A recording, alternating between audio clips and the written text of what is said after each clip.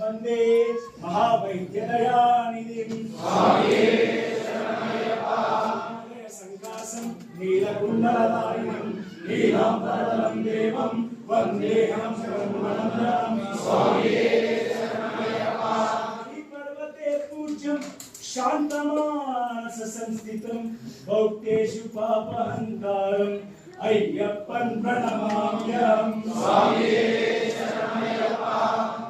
स्वामी మేము తెలియక చేసిన సకల తప్పులను